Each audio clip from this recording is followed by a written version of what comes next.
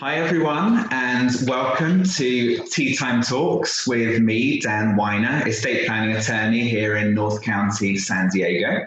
And I'm joined today by Alison Egeberg, my good friend, who I wanted everyone to meet because she has a very interesting background.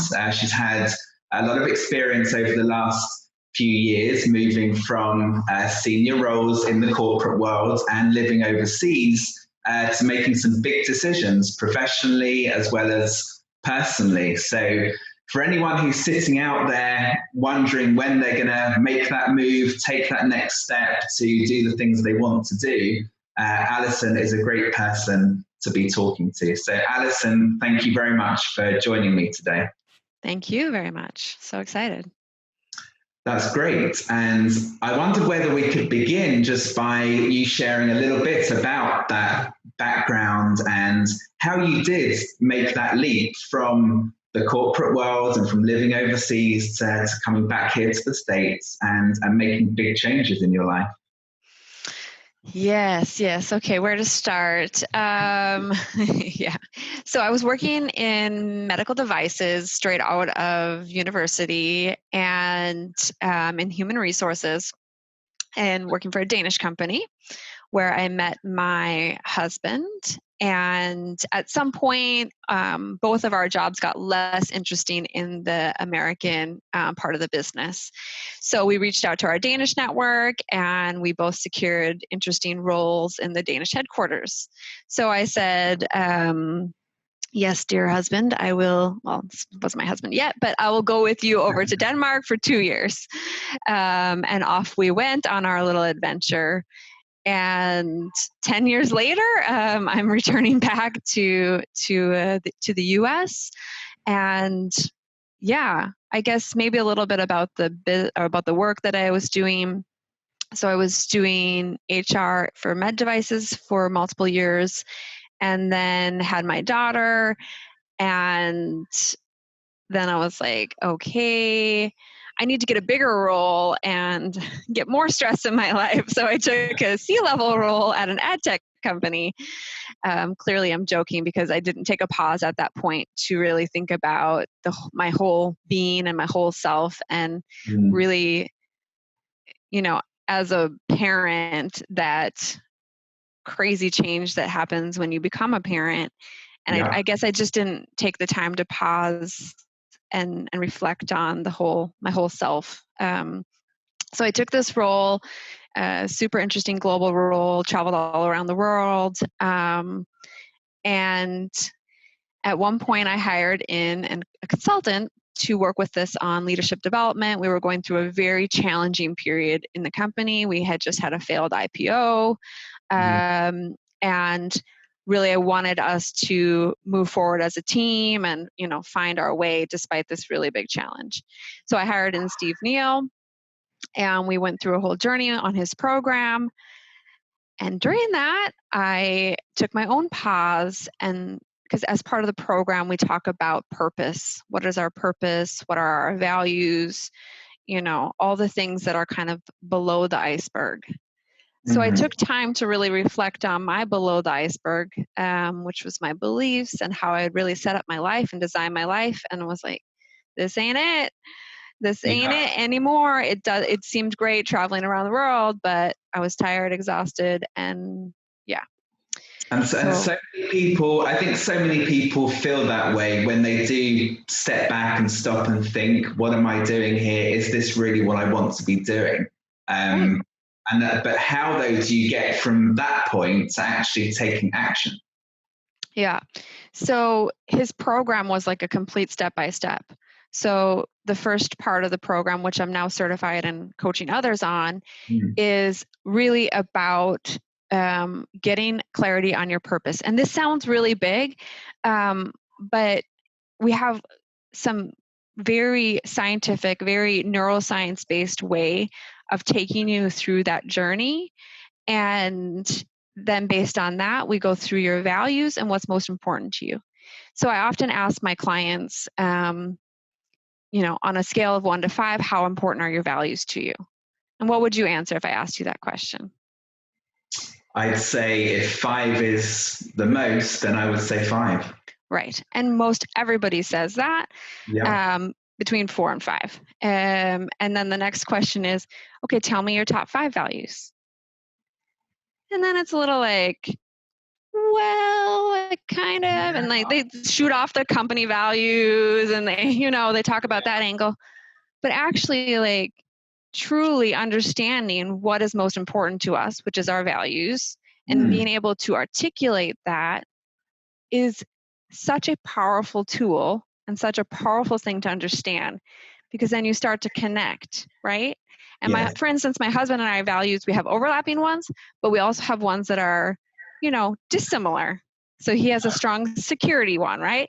And I have a strong fun one. Well, those don't always marry up the most, But when I'm able to explain it to him from my own values and what's important to me, we then have a different conversation than just getting angry and being like, well, you don't listen to me and you don't care about me and all these other things, right? Yeah.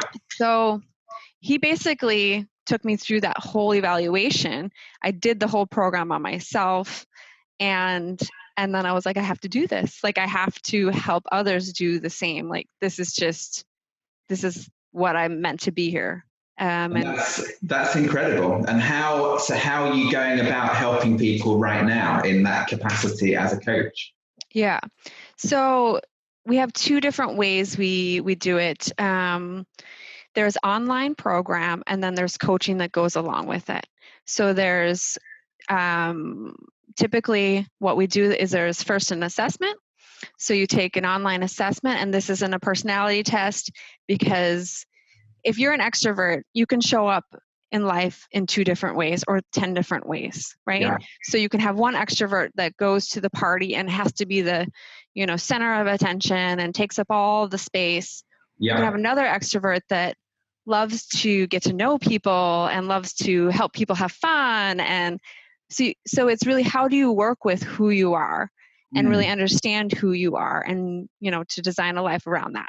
So you take an assessment, and then we look at that and we say, okay, what are the areas that you want to focus on and develop on in order to really move the needle, to really start feeling fulfilled, to really start enjoying life. Yeah. And then we design the program, and part of it's online, and then there's part of it coaching, and we go back and forth. So there's the one-to-one option, and then there's a group program. So that comes at with less cost, because it's a group function and we want to make it accessible to everybody. So we have that option. And then I do consulting with organizations and teams, increase sales, or if you're going through a huge change. A lot of times what I saw as an HR consultant, or as an HR leader, was like we would put Band-Aids on things, right? Yes. So like, okay, if you just tweaked this with the feedback, or if you just, it was a Band-Aid, it worked for a minute or 2, and then it was all like back to the normal. What this does, this works with all the underlying things that create our behaviors and our performance. That's really great. But do you find a lot of pushback from people? Because when you putting Band-Aids on is the easy way to go. It's comfortable for people. But delving deeply in the way that you're talking about here, do you find that's uncomfortable for a lot of people? So I would say the way we approach it is a very safe space. So we always have people who are certified facilitating it. We create that safe space. I would say there's often emotional responses that maybe were unexpected from the person themselves. So we manage that. When we were doing the in-person ones, it was always like, okay, do you want to walk and have a chat, or you just need some space to think about that? Because it goes deep. But I've seen executives, just completely flip the way that they were working and operating and all of that. And that's huge. Yeah, that must be really satisfying when it works and when you see that change in people. Right.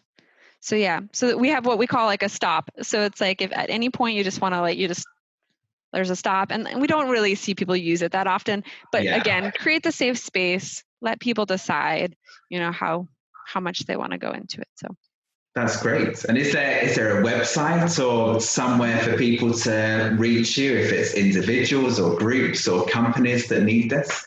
Yeah. So the limbicperformancesystem.com is the overall corporate program. I'm also running special programs for moms. So people can do jointhemommovement.com.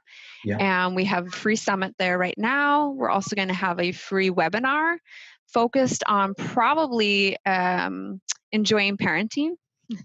So I know people are really struggling with that right now, and or maybe always, it's depending on people's situation. So Yeah. we're going to do a free wine and webinar, also stealing a little bit with pride from from how we met each other. We met at Wine and Wills, so this is wine and webinar. That's wine great. And webinar. I'll allow that. Yeah, exactly. Where, people can join, and we're going to talk about the neuroscience around enjoying parenting, and just give some really practical tips to, help moms and dads around really just reframe and enjoy parenting. And that's a great segue onto what I'd like to ask you about next, which is how have you been coping with and juggling with professional life and family life, especially in the last few months? As you say, for a lot of people, there's always that struggle of how you're going to juggle those things. But I think particularly in the last few months, it's been challenging. How have you been juggling everything? And do you have any tips for all the mums and dads out there who are struggling? Yeah. So I think I'm probably in a easier position than most, having my husband that's not working because he's in green card process right now, and the flexibility of owning my own business. So deciding how fast I want to put the pedal to the metal, if you will. Yeah. So I think what's worked for me, and actually that I do almost daily, is checking my expectations. So what do I mean by that? And my advice: whatever role or whatever part of your life right now is frustrating you the most, whether it's being a parent or your work or all the other roles that you might play in life, whether it's aunt, uncle, whatever. Write down all those expectations. Like literally think of all the expectations, all the beliefs that you have around that. And then tear it up. And that, like, literally just be like, and that's gone. Okay. And then write down the most important ones. So again, like back to your point, like when you look 20 years from now, what are the things you want your kids to remember? What do you want to remember about yourself during this period? And write down the new things. Keep it short. And give yourself permission to focus on those things. I know as a parent, like for me, and it's small and big things, right? So I have expectation that, she needs to have certain meals at certain times. She needs to wear pajamas every night. She needs to have a bath, every day. She needs to, and the list goes on. And then when you look at like, what does she really need? She needs to feel loved. She needs to feel heard. She needs to know that she's safe. Like that's the things I want to look back on. And those are my values. But you decide for yourself, what's important for you and your family. Yeah. Focus on those things and just literally tear the rest of them up. It's so easy to become conditioned and to be so caught up in what the world tells you is what other people need or what you need. So it's difficult to take that step back out a bit and say, this is not what they need. This is, I need to think for myself what it is that my kids, what I need. Completely. She's gone out in like these weird outfits and they're like, oh, you let her wear that out. I'm like, and again, is she safe? Is she feeling loved? Is she, I'm going back to the 3 things that are most important for us and me. Yes. That's it. Absolutely. And there's so much consistency that I'm hearing as well in the way that you approach your family, the way that you approach your professional work. It's all about reflection and, not just doing things reactively and instinctively, but actually thinking it through. Completely. And again, this is like neuroscience. So if people join the webinar, we're going to dive a little bit deeper into that. And I'm going to tell a powerful story that people are going to remember. But we run on autopilot. We do, right? So actually our brain, 97% roughly of our actions are handled by our subconscious brain, which is our limbic brain, right? So literally you will just go on autopilot all day. And you can probably think already, like, this is great. This is helpful in many ways, right? So you don't have to think about tying your shoe or how to take your shower or brush your teeth, because that would be very tedious if you had to really think about all these things. But then there's other things that we do on autopilot that aren't very helpful, that we've been conditioned to think are the only way to do things. And so it's just pause, check it, is it really what we think? And then go from there. That's excellent. And it's the first time I've had anyone talk about neuroscience during one of my tea time talks. So that is perfect. I have one last question for you, Alison. And as you know, as part of our estate planning, we also deal with not just financial issues, but also your legacy. And in fact, we still need to do your legacy. Right. This was a huge selling point for your service. But yes.